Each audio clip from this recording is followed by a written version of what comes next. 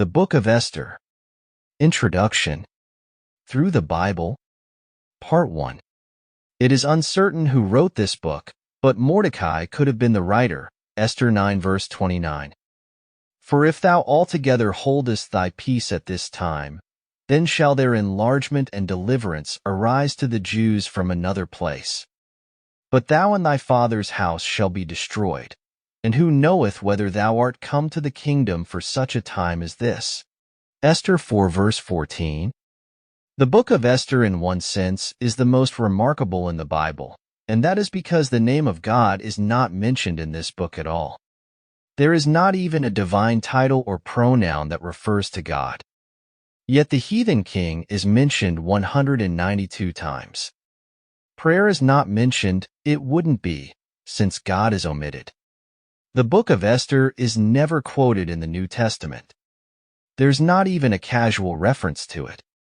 But the superstition of the heathen is mentioned, and lucky days, and will be introduced into a pagan, heathen court of a great world monarch who ruled over the then-known world.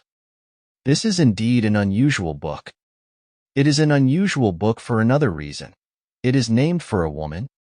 Actually, there are only 2 books in the Bible named for women. Some want to include the epistles of John. I disagree with that, so don't submit that one to me. Ruth and Esther are the 2 books named for women. I've written on both of these books, Ruth, the romance of redemption, and Esther, the romance of providence. Redemption is a romance. It is a love story. We love him because he first loved us, and he gave himself for us because he loves us. The book of Esther is the romance of providence. God directs this material universe in which we live today by his providence.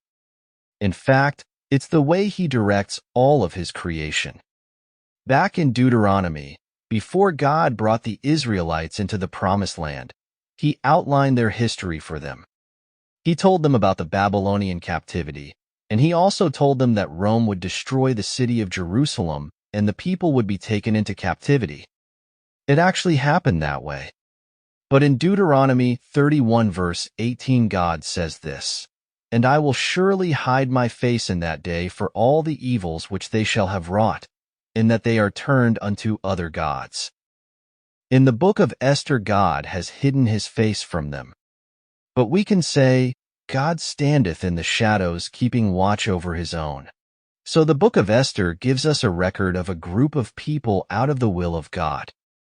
Now, when Cyrus made the decree, after the 70 years of Babylonian captivity, that the people might return to the land, not all of them returned. Less than 60,000 returned, and we had the record of that in Ezra, Nehemiah, and in the 2 prophetic books of Haggai and Zechariah. But what about the largest segment that did not return to the land? We have a similar condition today. We speak of the nation Israel. Well, there are probably 2 million who have returned there, but there are about 16 million who are scattered throughout the world today. So that, actually, the majority are not in the land at all. That is evident, and I use it merely as a parallel to illustrate what it was in that day. Several million of these people did not return to the land after the decree of Cyrus. They should have. God had commanded them to. Now they're out of the will of God. The question is, do we have any record of these people, this large number, that did not return to the land? Yes, and that record is in the book of Esther. It is recorded here. In other words, we just have 1 page out of their history, 1 small item of their experience, and 1 scrap and shred of evidence in their voluminous record. And the little book of Esther becomes all-important for that reason. In this we see God in a new way. Although they are not in his will, we see God directing them. How? By his providence.